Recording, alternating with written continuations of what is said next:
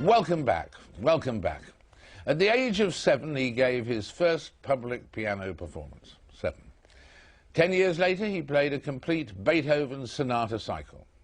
Through music, he has made political statements too, conducting Wagner in Israel, where Wagner's music was unofficially banned, and founding and devoting himself to an Arab-Israeli orchestra. Acclaimed pianist and conductor, Daniel Barenboim is believed to be the first person in the world to hold both Israeli and Palestinian passports. 48 years on, he continues to enchant us with marvellous Beethoven performances, such as this one in Berlin.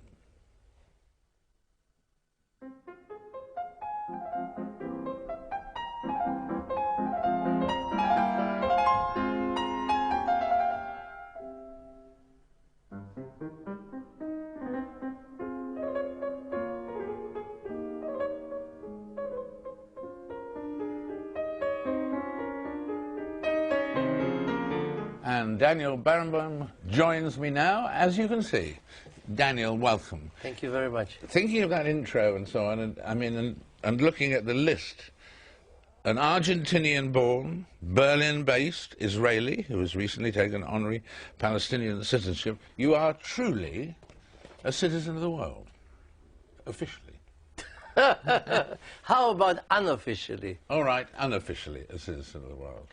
Well, you know, the fact that such a fuss was and is still being made of the fact that I also accepted Palestinian citizenship, to me demonstrates basically what I've been trying to say in so many different ways, that we have to come to terms with the fact that, as Martin Buber, the great philosopher, said, cessation of force is not enough to resolve the Israeli-Palestinian conflict. And you know, the whole discussion, is it a one-state solution, is it a two-state solution? This is not really the question. The question is, there has to be open borders. A system has to be created whereby a confidence-building measure are established so that people can move around, because otherwise you cannot divide the country anymore. And you said once in one concert, you said, either we kill each other or we share what there is to share.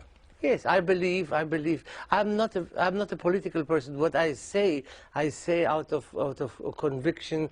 If you want, as a normal citizen, I don't belong to any party. I don't have contacts with politicians. I never met Arafat. I never met Abu Mazen, and I have no contact with the Israeli leaders either. So what I do is not a political thing. But I believe very strongly that the destinies of the Israeli and Palestinian people are inextricably linked, and that there is therefore no military solution to the conflict. So if we believe in that, and everybody who talks about it seems to agree on that, why don't we get on with it? Absolutely. And we've got to recognize, you said, about, from the Israeli position, co-responsibility for Palestinian suffering. Look, Israel has been an occupying force for 40 years. If you are an occupier, you are responsible for the quality of life of the people that you occupy.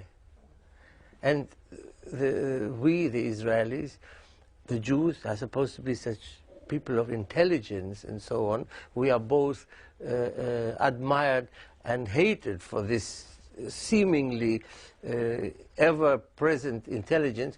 Where is the intelligence of not bringing culture, education, medical care and all that to people for 40 years? They will not knuckle under.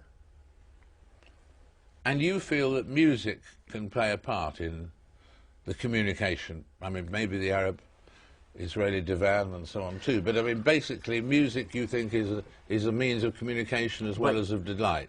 Not even. I would not even go that far. But to play in an orchestra in an intelligent way is a lesson for life.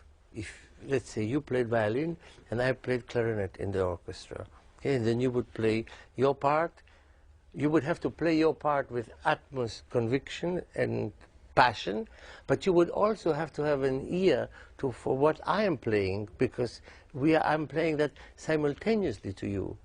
This you don't have. We are having now a very friendly discussion, you and I. You speak and I listen, then I speak and I listen. In music, we would be doing this simultaneously. So music in that respect is a lesson for life.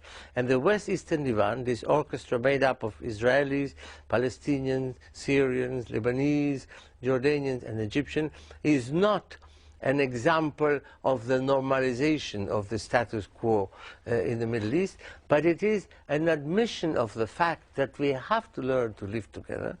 And the orchestra and the music, of course, gives all these wonderful people an equality, because in front of a Beethoven symphony, we are all equal, which unfortunately they don't have on the ground. It's as simple as that. And people from that Arab-Israeli orchestra have gone on to full musical careers.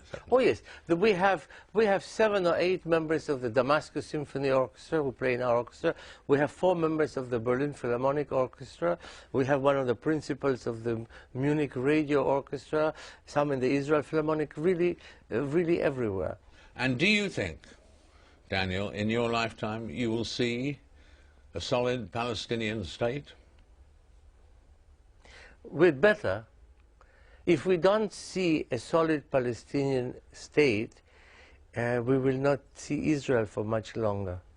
I think that now it's not a question of what you do for the Palestinians, what the world does for the Palestinians, but in the end what you do for the whole region. And I think that it is so linked. And we have, the most important thing is to achieve a situation whereby what is good for one is not automatically bad for the other. It has to be the other way around. If we manage to reverse that, then we will see that. But as I said to you earlier, I don't think that the question is one state, 2 states. The basic understanding has to be that you cannot put walls, borders, and separate the people. What is the best way for them to live with each other? This is something that has to be talked about and negotiated. But the idea that you can actually put a wall and so that there will be no contact and that there will be therefore no violence, this is not true. The people who want to do violence will do the violence with or without a wall, with a little more difficulty or less difficulty. We have to get it into our system, into the system of the Israelis and to the system of the Palestinians, that this area has to live with open borders. Then you can discuss whatever you want where the borders are. Daniel, thank you so much. Thank you very much. It's been thank you. A privilege. Thank you very much. Anyone can be US president, they say. Not true. But it might be more accurate to say that anyone can try. Take the Democratic race. From the newspaper coverage this week, you might think that it's a 2-horse race. But it isn't. Hats off, then, to Mike Gravel, former senator from Alaska, who is still in the running, despite the incidental point that he has, as yet, to garner a single delegate, or even break through the tricky 1% mark in any primary, and looks unlikely to improve on that score. At least he's coming 3rd out of 3. Bronze medal for the man himself, for Mike. We'll be asking who'll really win the race after this short break.